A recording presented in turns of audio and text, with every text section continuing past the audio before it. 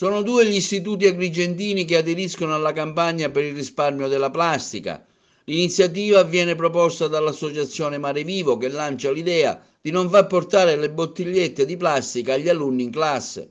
Si risparmierebbero così migliaia di contenitori che, secondo Mare Vivo, per ogni istituto ammonterebbero per ogni anno a circa 4.000 bottigliette. I due plessi che per ora hanno sposato la proposta di Mare Vivo e della Fondazione Sorella Natura sono il Comprensivo Quasimodo, diretto da Nellina Liblice, e la Bersagliere Urso di Favara, diretta da Brigida Lombardi. Il progetto si chiama Plastic Free, liberi dalla plastica, e ci è stato proposto da Mare Vivo, l'associazione Mare Vivo, nella persona del presidente regionale, che è il professore Galluzzo, che tra l'altro è un professore della nostra scuola. Fabio lo conosciamo bene. Lo stesso è anche vicepresidente nazionale. Abbiamo deciso di realizzare questo progetto dopo che ho fatto una ricerca e sono venuta a conoscenza dei dati che mi hanno sbalordito tantissimo.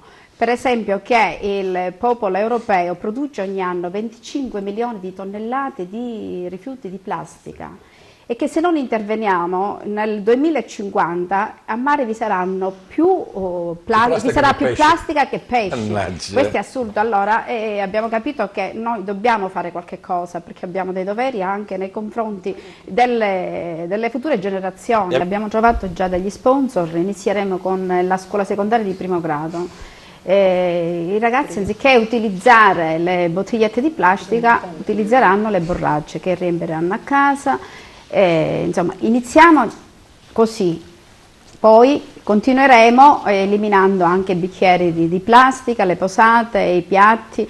Quello che ci interessa è lanciare un messaggio.